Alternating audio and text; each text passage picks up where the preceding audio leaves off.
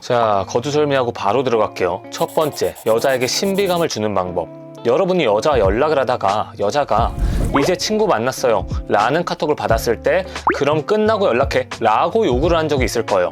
이 상황에서 여자가 대답이 알겠다고 하겠지만 정말 여자가 친구랑 자리 마무리하고 여러분에게 카톡을 했었나요? 여러분은 별 생각 없이 시켰을 수 있지만 여자는 여러분에게 카톡 연락을 안 해도 기다림에 지친 여러분이 먼저 친구 잘 만났어? 라고 선 연락할 걸 잘 알고 있어요. 이런 패턴들을 분석당한 여러분은 뻔한 남자가 되는 거고 신비감을 잃게 되는 겁니다. 이제는 여자에게 뭘 바라지 말고 여러분 스스로가 하세요.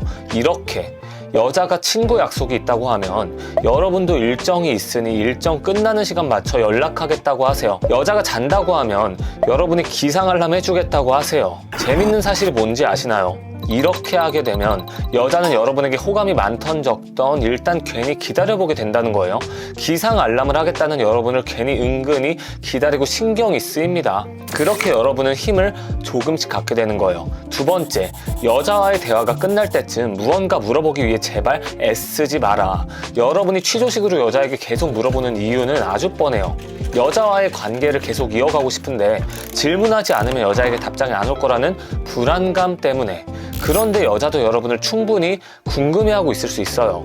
여자도 여러분과 대화의 의지가 있으면 뭔가를 물어볼 거예요. 여자도 대화를 이어갈 기회를 주세요. 그게 여자 입장에서도 좋아하는 사람을 생각하고 노력하는 행복이니까요. 이제 더 이상 서로 나이에 대한 걸 물어보다가 아 맞다, 사는 곳은 어디예요? 아 혹시 지연 씨는 무슨 일을 해요? 라고 물어보지 말자고요.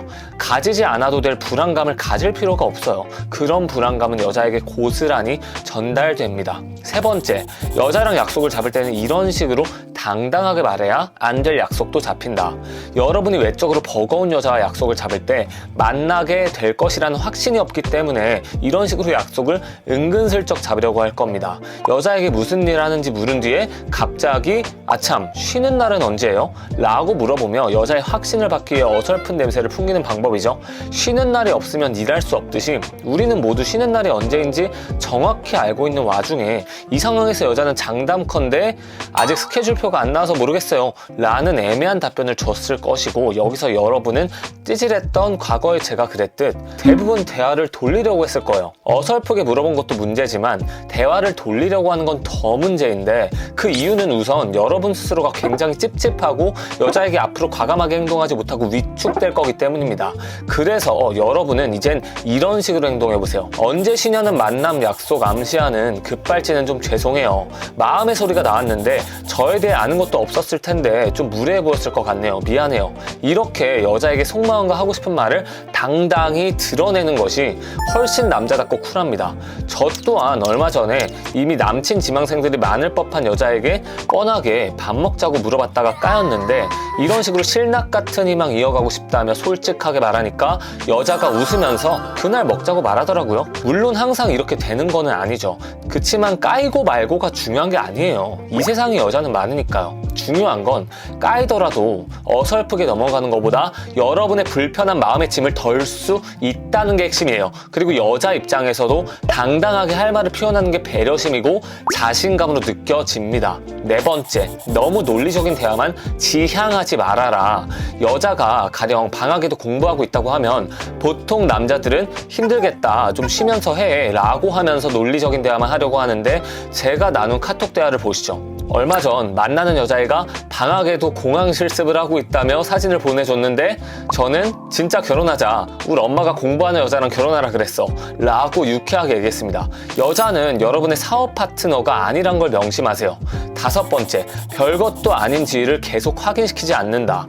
장난치는 건 예외로 치되 오빠라는 칭호, 선배라는 칭호를 스스로가 자주 쓰는지 확인해보세요.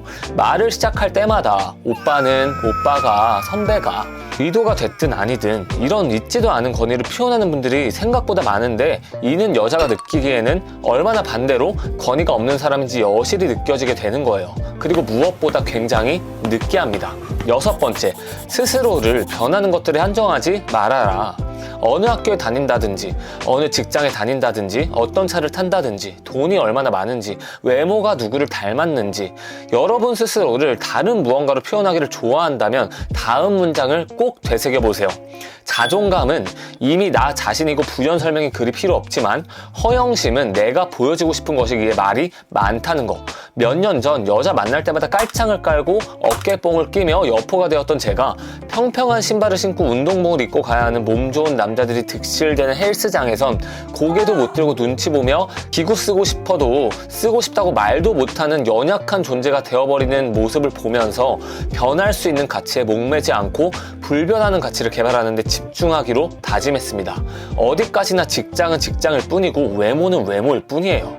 여러분은 더 무궁무진한 가능성이 있는 사람이니까 여러분 자체가 직장이나 외모 같은 변하는 것들로 한정할 이유가 전혀 없다는 것을 강조드리며 오늘 영상 마칠게요. 감사합니다.